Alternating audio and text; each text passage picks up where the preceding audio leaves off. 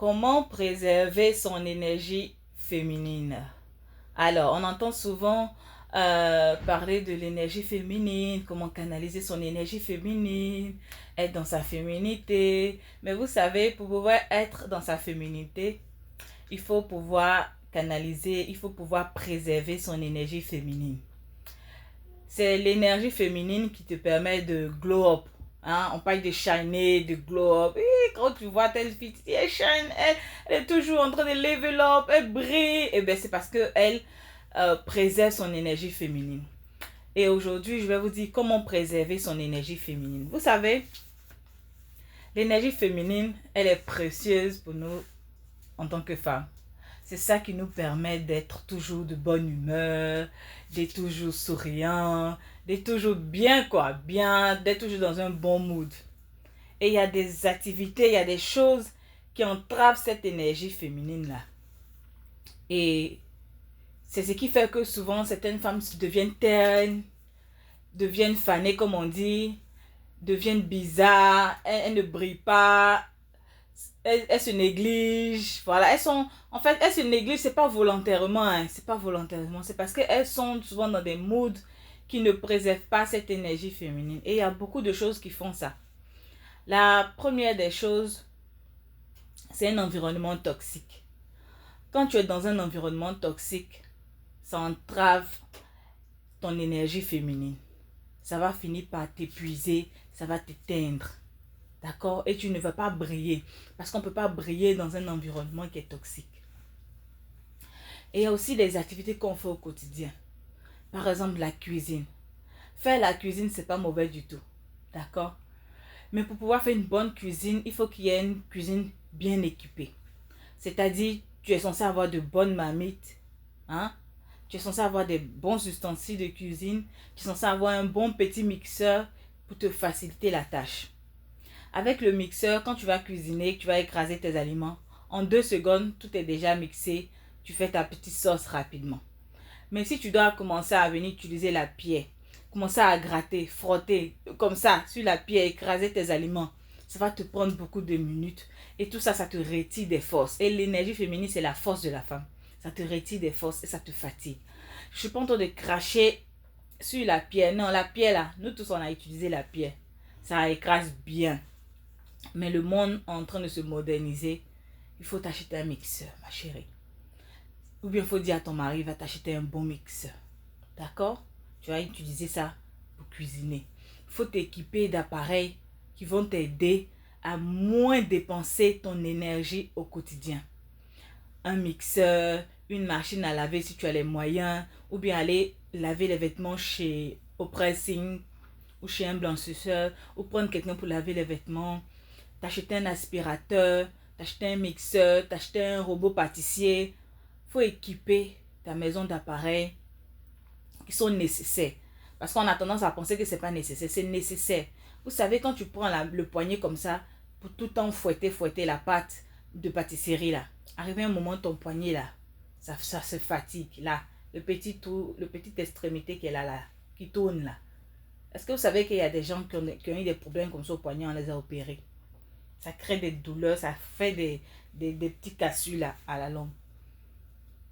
Et tu vas finir par avoir une opération. Donc pour éviter tout ça, un robot pâtissier, tu appuies quelques boutons là, tu peux faire même des kilos de pâtes, tu peux mixer des kilos de pâtes sans souci avec le robot. Ça t'aide à préserver ton énergie féminine au quotidien. La pierre là, c'est pas mauvais, tu peux la garder à la maison. D'accord, le jour tu veux faire tes médicaments indigènes, tu veux écraser, tu vas utiliser. Ou bien le jour ton mixeur c'est gâte, là c'est chaud, tu peux utiliser la pierre. Mais pendant qu'il y a les mixeurs qui sont là, prends le mixeur, laisse la pierre de côté, range ça, ça n'a qu'à être comme un souvenir, ça n'a qu'à rester dans ta cuisine là-bas. Il faut évoluer. Ok? Deuxième des choses encore, il faut s'organiser. Dans sa semaine, il faut s'organiser. En tant que femme, il faut apprendre à t'organiser. Tu n'es pas obligé de préparer tous les jours. Ça, c'est dépassé, c'est has-been, comme on dit. Préparer tous les jours. Non, tous les jours, il faut préparer. Non, tu n'es pas obligé de préparer tous les jours. Tu peux préparer chaque week-end pour toute la semaine. Si tu as des sauces à faire, tu as des grillades à faire, tu les fais tout, tu mets au frigo. Et puis tu fais sortir ça chaque jour. Vous chauffez, vous mangez. Ça te permet de préserver ton énergie féminine. Le temps que tu as pour préparer tous les jours, quand tu vas préparer le week-end pour la semaine, là, ce temps-là, tu peux prendre ça pour faire une formation. Pour aller faire, il y a des formations d'onglerie, de maquillage, 2 jours de formation, 3 jours. Tu peux aller faire ces formations-là. Tu peux prendre ce temps-là pour lire un livre, pour t'éduquer. Tu peux prendre ce temps-là pour suivre des formations en vidéo, là, en ligne. C'est-à-dire que tu peux faire beaucoup de choses. Tu peux prendre ce temps-là même pour te faire des soins, pour te faire des gommages, pour faire tes cheveux. Tu as le temps. Ça te permet de préserver ton énergie féminine. Encore une troisième des choses, tu ne dois pas parler à tout le monde. Tu ne dois pas répondre à tout le monde. En tant que femme, tu seras beaucoup courtisée. Et de toute façon, tu es beaucoup courtisée, que ce soit sur les réseaux, en DM ou comme ça, de façon physique. Tu dois préserver ton énergie féminine. Tu ne dois pas parler à tout le monde. Quand il y a un homme qui vient vers toi, tu sais que cet homme-là, tu ne vas rien faire lui. C'est même pas ton genre. De ta tête aux pieds, c'est pas ton genre. Ma chérie, tu lui dis non, désolé, je suis en couple. Non, désolé, je suis mariée. Quand tu dis ça même là, c'est bon. Ça coupe court. Il va même plus insister. Même si tu n'es pas mariée. Que tu sois mariée ou pas. Tu dis je suis mariée. Non, je ne peux pas discuter avec. Non, je ne suis pas intéressée.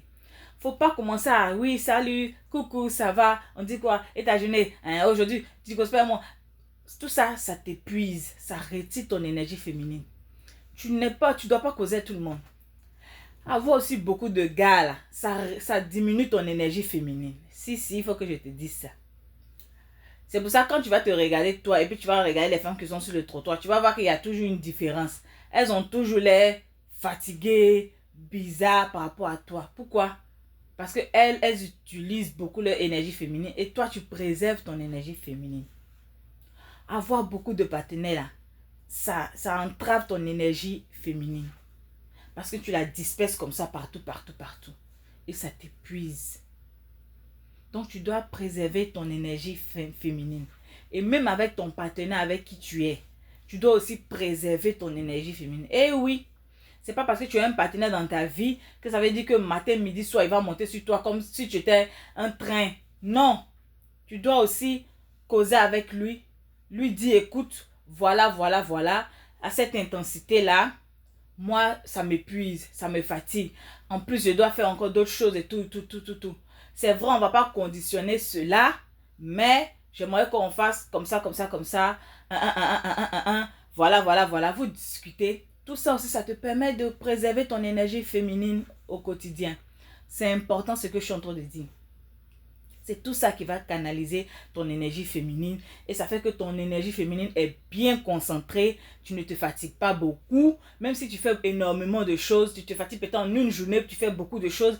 Et puis tout le reste de la semaine, tu préserves ton énergie. Et c'est ce qui va faire que tu vas toujours glow, tu vas toujours shiner. Tu auras du temps pour faire tes gommages, pour faire tes masques, tes soins, pour écraser tes savons, pour faire tes petits trucs, pour lire, pour te divertir, pour te boire ton petit thé, croiser tes pieds dans le canapé, voilà.